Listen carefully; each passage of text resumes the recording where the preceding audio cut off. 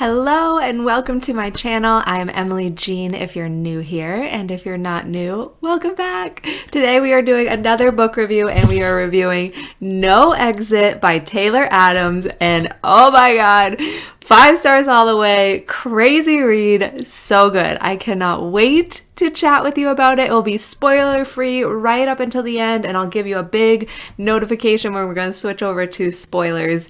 But grab your coffee, grab your tea, and let's get cozy.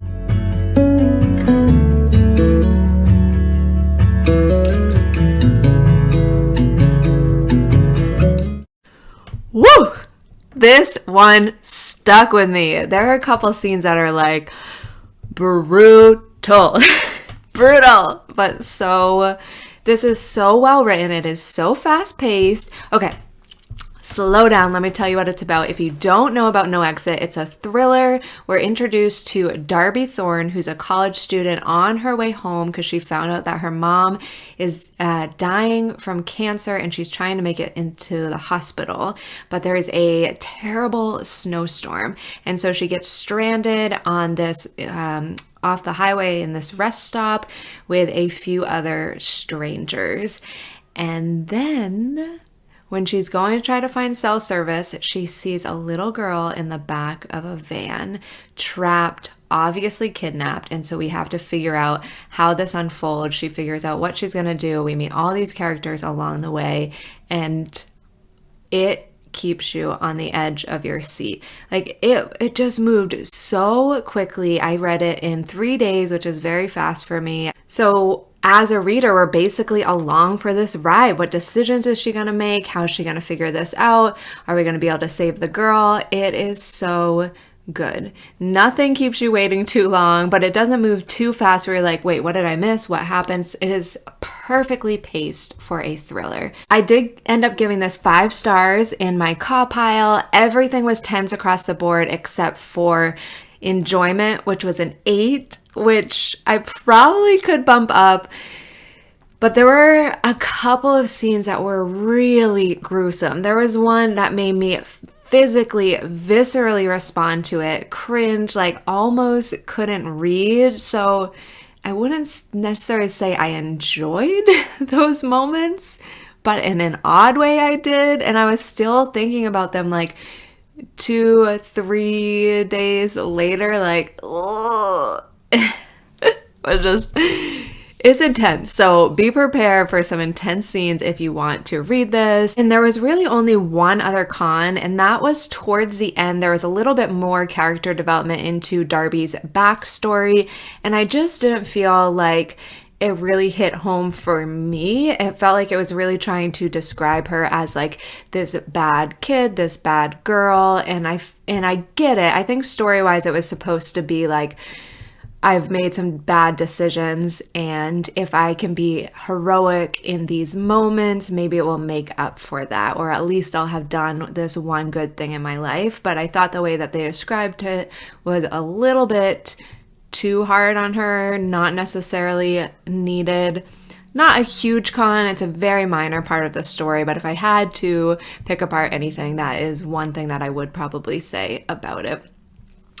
There is also definitely potentially offensive content, so if you are sensitive to violence, if you don't enjoy reading that, this is probably not the book for you. There are some very violent, like I said, brutal scenes. He almost writes them too well.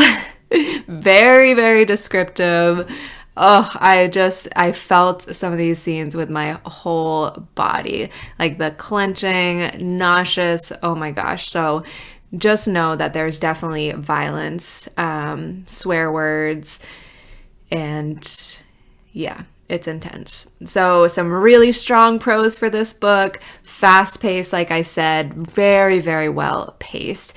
Just the right amount of frustrating for me, like things happened in the storyline that were like understandable. For instance, forgetting your charger at home, so her phone battery was slowly dying.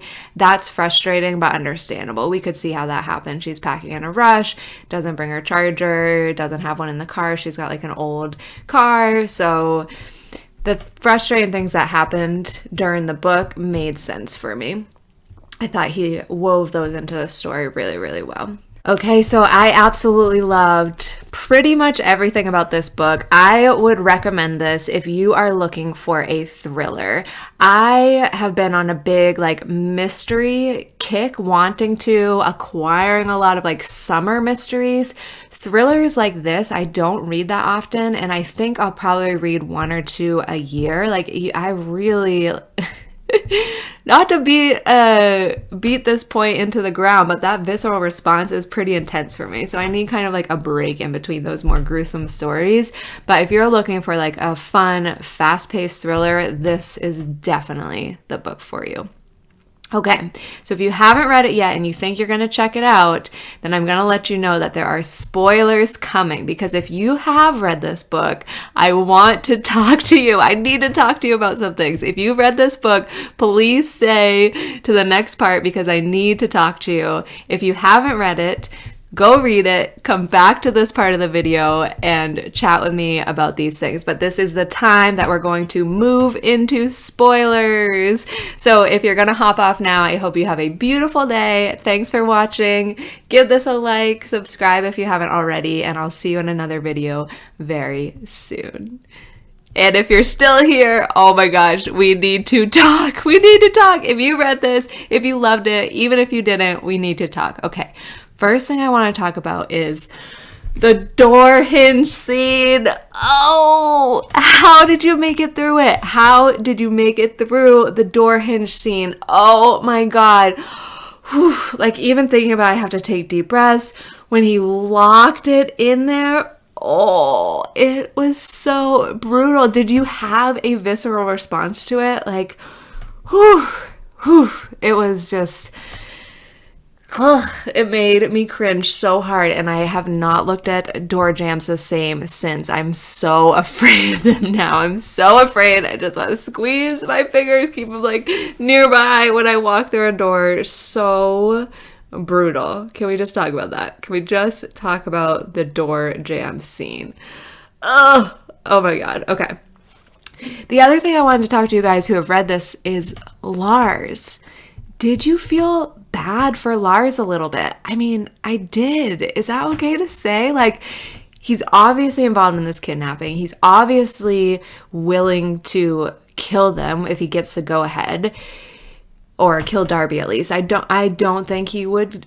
I don't think he had any intention of killing Jay and didn't really like the idea of harming her, but I think he would have definitely killed Darby in a heartbeat. But something pulled at my heartstrings with him, and I feel like if he was raised in a different family with different resources, all he wanted to do was play his video games, and his character made me really sad, and I also just felt really bad when he did die at the end. Like, this is what his life came to. So I was wondering if any of you guys felt that too, if there was any sort of sympathy for him. I mean, I don't think what he did or was doing was okay at all, but that's the part, like, where do we judge people? Like, ugh, I don't know. Let me know what you think about Lars. And then also, I had to skip ahead once we realized that Darby had sent the 911 text about the wrong rest stop. I was like, no! I did not make that connection until she did. And I just felt like, oh man, this is it. What are we going to do now? How are we possibly going to get out of this? And I have this habit of sometimes skipping ahead to make sure my favorite characters live, or like, I don't know. Sometimes I just need to do that. So this is one of those books where I did it. So once I got to that part, I skipped ahead, and I actually skipped to the end. I think it's the epilogue. Is it called epilogue? Something like that. Yeah, so I skipped ahead to the epilogue, and the first thing that I saw was Jay at the gravestone saying, I never realized how her last name was spelled. And I'm like, no! Tell me she didn't die. And then I kept reading until we saw that she was actually alive. And I felt relieved. And I actually feel like because of that, I enjoyed the final chapters a little bit more, knowing that she didn't actually die. I felt more settled reading those final chapters, and I really enjoyed it. So for me, it worked to skip ahead. I'd be curious if any of you guys also felt the urge to skip ahead. And then the final thing that I want to talk to about, you guys who have read the book, is Ashley's death scene. When he's actually dying, the way Taylor Adams describes his death, what? I felt like it made sense. The way that the brain would fire, the neurons would fire in those last moments of dying, like thinking your body is still moving, realizing like the slow realization that you have been shot. It was such a scene that had a big impact on me, and I thought was really well written. And I wanted to know, like, how do you know, Taylor? How do you know so well what those last moments of dying might feel like? It was just, I need more descriptive words. It was really impactful. It was really impactful. And I guess one more thing, I was really glad the way that they wrapped up the piece with the uncle too, because that was also super disturbing. And I liked the way that he included that into the story. Okay, so let me know what you think. Wow, this one was a doozy. I think it'll be a couple more months before I read another one like this. But if you have any other recommendations, definitely let me know in the comments. Thank you for hanging out for another video, and hopefully I'll see you in another one very soon. Have a beautiful day. Bye, guys.